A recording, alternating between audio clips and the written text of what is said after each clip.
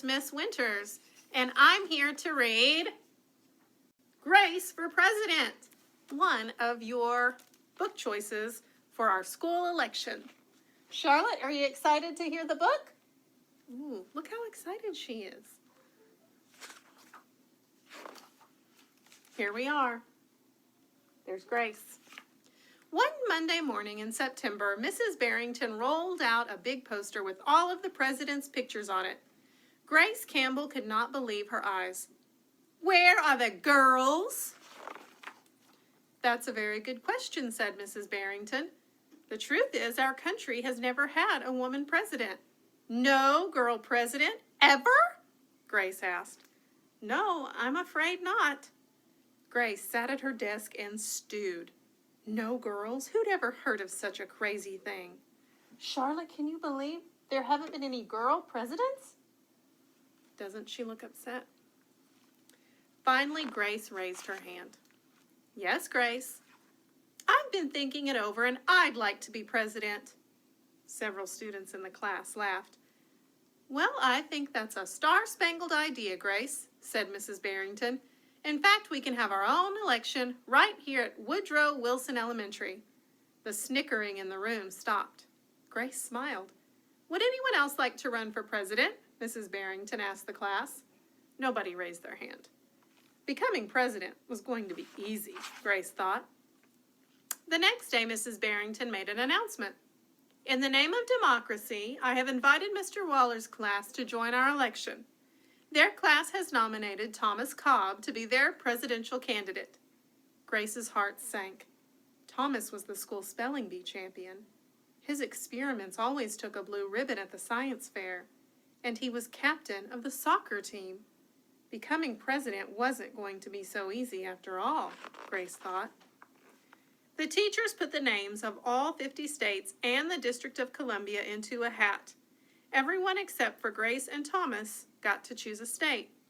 "I'm Texas," said Anthony. "I'm New Hampshire," said Rose. "I'm Michigan," said Robbie. "What does the number 16 mean?" "Each state is assigned a number of electoral votes. That number is determined by how many people live in that state," said Mrs. Barrington. "Each of you will be a representative for your state. Altogether, our country has 538 electoral votes," Mr. Waller explained. "On election day, the candidate who receives 270 electoral votes or more wins the election." "Why 270? asked Rose. "That's more than half of all the electoral votes," Mr. Waller said. Becoming president really wasn't going to be so easy, Grace thought. It's so confusing. Is it confusing to you, Charlotte? She has no thought on the matter. Grace came up with a campaign slogan: "Make history. Vote Grace Campbell for president." Thomas came up with his own campaign slogan: "Vote for Thomas Cobb, the best man for the job." Ooh, I bet that made Grace upset. Grace listened to what issues were important to the students, and she made a list of campaign promises. A peaceful school, no bullies. A cleaner school, no littering. Better hot lunches, no more fish stick tacos.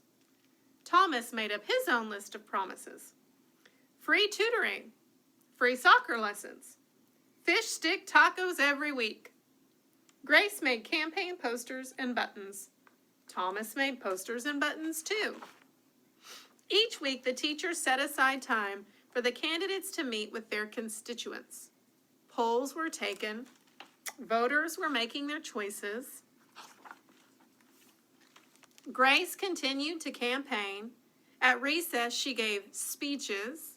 During lunch, she handed out free cupcakes. After school, she held rallies. I think Charlotte might be in for a cupcake. You want a cupcake? Do you? You want a cupcake? Maybe not. You want a treat? You want a dog treat? No. Well, meanwhile, Thomas was worried. Was not worried. He was very confident. He had cleverly calculated that the boys held slightly more electoral votes than the girls. At recess, Thomas studied his spelling words. During lunch, he worked on his latest science experiment. After school, he played soccer. He's not worried at all. Even before the election, Grace made good on her promises. She joined the safety squad. She organized a school beautification committee, and she volunteered her time in the school cafeteria. In early November, Woodrow Wilson Elementary hosted a special Election Day assembly. Grace and Thomas took their places on stage as the school band began to play. Henry was the first representative to approach the microphone. The Yellowhammer state of Alabama casts its 9 electoral votes for Thomas Cobb. The last frontier state of Alaska casts its 3 electoral votes for the best man for the job, Thomas Cobb. Hannah called out. The Grand Canyon state of Arizona casts its 11 electoral votes for Grace Campbell. And so it went. State after state after state cast their electoral votes. The scoreboard in the gymnasium kept track of the totals. The voting demonstration was quickly coming to an end. Clara approached the podium. The Badger state of Wisconsin casts its 10 votes for my best friend, Grace Campbell. Grace looked at the scoreboard. Thomas had 268 electoral votes. She had 267. There was only one state still unaccounted for. Wyoming. Thomas grinned. Grace felt sick. Sam walked up to the microphone. He looked at Thomas. He looked at Grace. He looked down at Grace's handmade flag. Sam didn't say a word. "What are you waiting for?" Thomas whispered. The band stopped playing. All eyes were on Wyoming. Finally, Sam cleared his throat. The Equality State of Wyoming casts its 3 electoral votes for Grace Campbell. The gymnasium erupted in loud cheers and a few boos. Mrs. Barrington approached the podium. With 270 electoral votes, the winner is Grace Campbell. Thomas looked stunned.